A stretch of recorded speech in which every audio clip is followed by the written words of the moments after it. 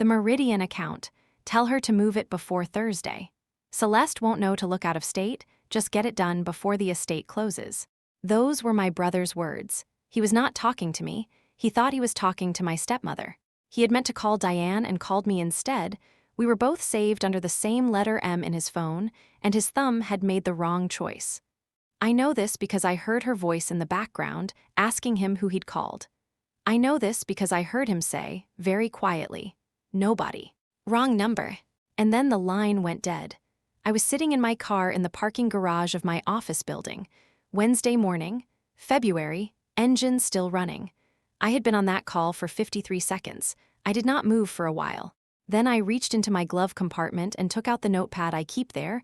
I am an accountant, I always have a notepad, and I wrote down every word I had just heard.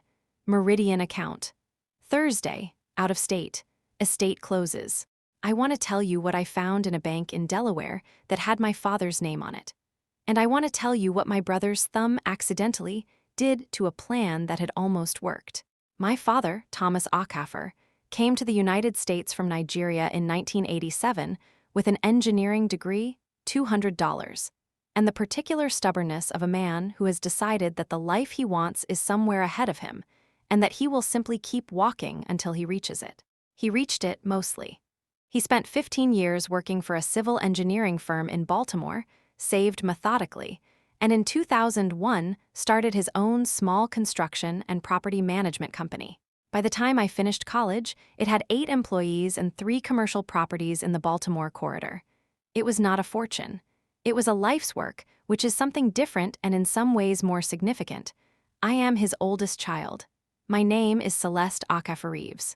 I am 36 years old and I am a certified public accountant, which matters more to this story than it might initially seem. My brother Marcus is 4 years younger. My father's son from the same marriage, our mother Adiz, passed away when I was 13 and Marcus was 9. I tell you that not for sympathy, but because it explains who Diane is and why she arrived when she did. My father met Diane Pollard when I was 16. She was a property manager who worked with one of his tenants. She was organized and capable, and she understood his world in practical terms, which my father respected. They married 2 years later. She was not cruel to us. She was not warm to us either. She was careful, in the specific way of a person who is managing a situation rather than inhabiting one. I understood this even at 18. I chose not to make it a conflict because my father was happy, and he had earned happy. Marcus took to Diane more than I did. He was younger when she arrived, more malleable, more in need of something that looked like a mother. By the time he was in his 20s, the 3 of them had a closeness that I observed from a respectful distance and did not resent or tried not to. I was 33 when my father called to tell me he had been diagnosed with pancreatic cancer. He was 61 years old. He told me calmly, in the way he told me most things, because Thomas Acaffer was a man who believed that composure was a form of respect for the person you were speaking to. He said the prognosis was not good. He said he wanted to get his affairs in order, and he wanted me to be co-executor of his estate alongside Marcus. I said yes immediately. He died 22 months later.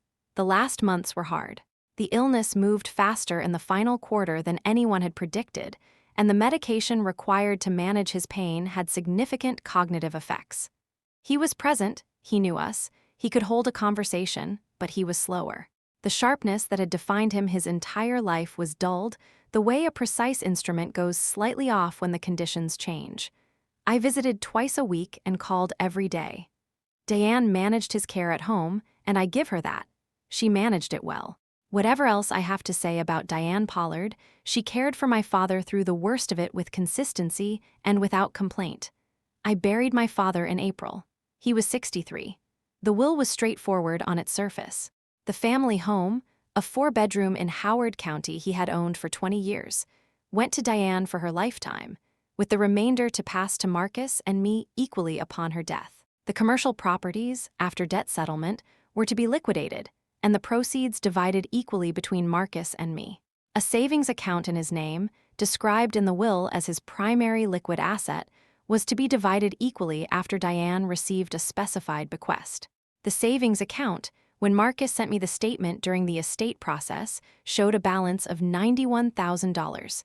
Something about that number didn't sit right. I looked at that number for a long time.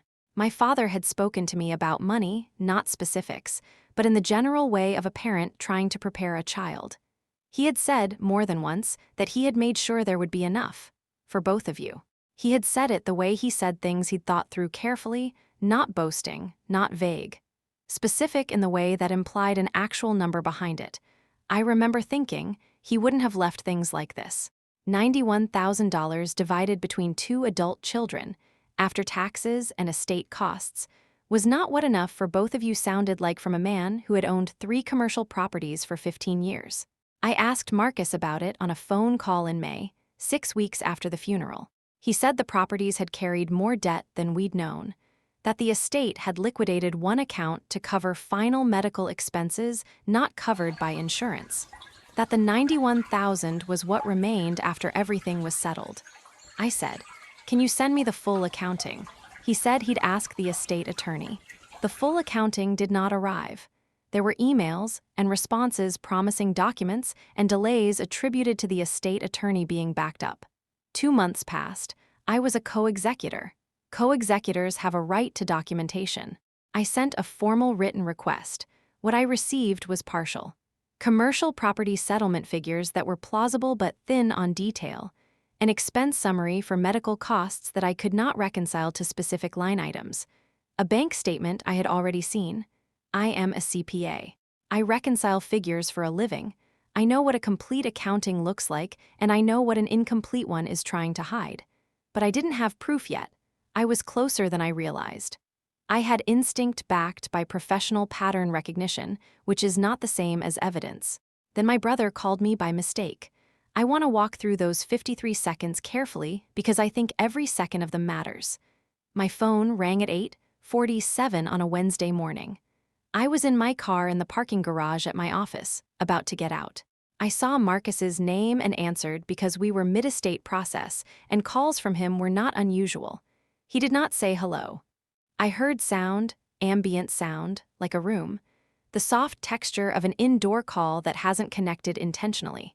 For 2 or 3 seconds, I assumed it was a pocket dial and was about to hang up. Then I heard his voice, not directed at me, speaking to someone across a room. "The Meridian account. Tell her to move it before Thursday. Celeste won't know to look out of state. Just get it done before the estate closes." And Diane's voice lower from a distance, something I couldn't fully make out. Marcus, closer, because she's an accountant and she's already asked for the full records. Once the estate closes, she loses standing. "Just do it Thursday." A pause, then Diane clearer. "Who did you call?" "Marcus, nobody. Wrong number." And the line ended. I sat in my car with my phone in my hand. I want to be honest about those next few minutes. There was fear, not of him, but of the size of what I just heard and what it meant. There was anger. There was also, underneath both of those, something very focused and very clear, the way cold water is clear. The specific clarity of a person in my profession who has just been handed a number. Meridian, Thursday, out of state. Estate closes. I took out my notepad. I wrote it all down, verbatim, with the time and the date. I noted which words were Marcus's and which were Diane's. I noted the ambient sound, the indoor quality of the call. Then I looked at the parking garage wall for approximately 2 minutes. Then I called my attorney. Before I tell you what happened next, I want to stop here, because I know some of you have had a version of this moment. Not necessarily a phone call, but that specific second when information arrives that you were never supposed to have, and you have to decide immediately what to do with it. Drop a comment right now and tell me. Have you ever found out something by accident that completely changed what you knew about someone close to you? You don't have to share details. Just tell me yes or no and what it felt like in that first moment. I read every single one. Drop it now. I'll be here. The attorney I called was not the estate attorney Marcus and I had been working with. I had retained my own attorney, a woman named Helen Tran, estate and probate specialist, 6 weeks earlier, when the full accounting still hadn't arrived and my formal written request had been met with more delay. I had not told Marcus I'd done this. I had simply done it because I am an accountant and I understand that hope is not a strategy. Helen answered on the second ring. I read her my notepad verbatim. She was quiet for 4 seconds. "Say the account name again." "Meridian," he said, "Meridian account. and out of state. And he said Thursday. Move it before Thursday, before the estate closes. Celeste, I'm going to file an emergency motion this morning to extend the estate settlement window and freeze all transfers pending full asset disclosure. Do not call your brother. Do not call Diane. Do not tell either of them you heard this call. Can you come to my office at noon? Yes, I said. Good. A pause. You said you wrote it down immediately. I always have a notepad. She made a sound that might have been the closest she got to warmth during business hours. Good, she said again. The emergency motion was filed by 10 that morning. By Thursday afternoon, the day Marcus had told Diane to move the money, a court order had frozen all financial transfers associated with the estate of Thomas Ackafer pending full asset disclosure. A subpoena went out to any financial institution holding accounts in my father's name, including institutions outside Maryland. Meridian Trust responded within 10 business days. They held an account opened in my father's name 26 months before his death, 4 months before his cancer diagnosis. The account had been funded over the following 14 months through a series of transfers from a joint account that held both my father's name and mine. An account I was co-holder of, which meant transfers out of it required either my authorization or my father's alone during his lifetime. My father, his signature, had authorized the original transfers. That was legitimate. What was not legitimate was what happened 11 months later, 7 months before my father died, during the period when his cognitive function was most significantly impaired by his medication. Someone had used a power of attorney document to add Diane Pollard as the sole beneficiary of the Meridian account. The power of attorney had been signed by my father. The date on the signature was a Wednesday in October. I checked my records. I had visited my father that Wednesday. He had been having what his nurse called a difficult day. He had called me by my mother's name twice.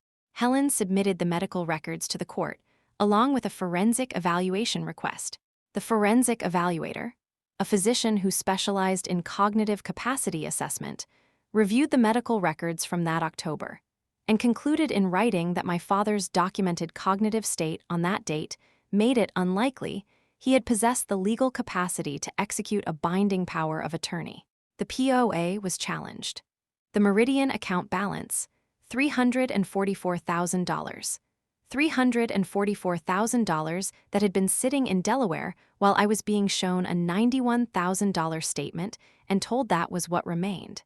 Marcus retained an attorney the day after the freeze order landed. Diane retained a separate one. I want to tell you about the strategy they tried because I think it matters. Marcus's position was that our father had knowingly and intentionally funded the Meridian account and designated Diane as beneficiary as a gift, an expression of his wishes for his wife's financial security, that this was consistent with his character and his love for Diane and should be honored regardless of legal technicality. Diane's position was nearly identical, framed in terms of years of caregiving and devotion and the sacrifices she had made during his illness. Both positions would have been more persuasive if the transfer had not been executed, using a power of attorney signed on a day my father called his daughter by his dead wife's name. Both positions would have been more persuasive if the funds had not been moved to an out-of-state account under a beneficiary designation, rather than disclosed in the estate inventory. Both positions would have been more persuasive if my brother had not accidentally called me on a Wednesday morning and told me exactly where to look. Helen was meticulous. She is the kind of attorney who does not perform confidence. She simply has it because she has done the work. She presented the forensic evaluation, the medical records, the transfer timeline, and the court order records in a mediation session that lasted 6 hours.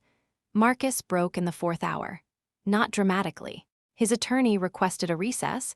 They were in a conference room for 20 minutes, and when they came back, Marcus's attorney said they were prepared to discuss a settlement. Diane held for another 90 minutes. Then her attorney made the same request. The settlement recognized the Meridian account as an undisclosed marital asset improperly removed from the estate inventory. The $344,000 was ordered returned to the estate for proper distribution. The challenged POA was nullified. Diane received the bequest specified in the original will, a number that was not $344,000. Marcus and I divided the estate as our father had written it. His portion of the Meridian funds, minus the legal costs his strategy had generated, was considerably less than he had imagined when he had stood in a room on a Wednesday morning and told Diane to move the money before Thursday. He had not moved it in time, because I had been sitting in a parking garage at 8:47 and I always have a notepad. Marcus called me the evening before the settlement was signed. I answered. He was quiet for a moment. "I didn't think it would go this far," he said. I let that sit. "You called me, Marcus," I said. "You called me by mistake." Another silence. "Dad had more than we knew," he said. "Diane told me she needed security, that the will wasn't enough, that she'd given up everything for him." "The will was what Dad wrote," I said. While he still could, he didn't answer that. "Are we?" He stopped. Started again. "Where are we, after this?" I thought about it honestly. "We're somewhere," I said. "I don't know exactly where yet, but we're somewhere." He said, "Okay." We hung up. I do not know what Marcus told himself to make that plan feel justified. I have stopped trying to construct a version of it that makes sense to me because I do not think one exists. I think he loved Diane, and he loved my father, and he let that love become a reason to take something that was not his to give. People do this. It does not make it smaller. It makes it more ordinary, which in some ways is harder. My father I think about differently. I believe he did not understand what he signed in October. I believe the Diane who cared for him in his final months was real, that love was real, that the marriage was real, and I believe she used the window of his diminishment to secure something she was afraid she wouldn't otherwise have. I hold both of those things. They do not cancel each other out. What I know, without ambiguity, is what my father said to me in the years before he got sick. "Enough for both of you." He meant it. He had built it. It was there. It just needed a Wednesday morning phone call and an accountant with a notepad to make sure it got to where he intended. I want to say one thing directly before I go. There is a reason I kept that notepad in my glove compartment. It is not instinct, it is habit. Habit built from years of working with numbers, and understanding that the moment you observe something, you write it down, because memory shifts and feelings shift and the paper does not. I want to say that to anyone who has ever had a feeling that something does not add up and talked themselves out of it because they couldn't yet prove it, trust the feeling. Then build the proof. Ask for the full accounting. Not the summary, the full accounting. Know what documents you're entitled to and request them in writing.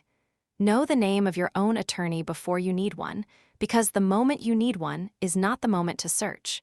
And if your phone rings by accident, answer it, write down what you hear, and do not move before Thursday. If this story stayed with you, if you recognize something in it, hit the like button and subscribe. It helps more people find stories like this one. And I asked you earlier, have you ever found out something by accident that changed everything? I want the rest of your answers in the comments. Tell me what that moment felt like. I'm reading every single one. Until next time, take care of yourself, know your numbers, and trust what doesn't add up.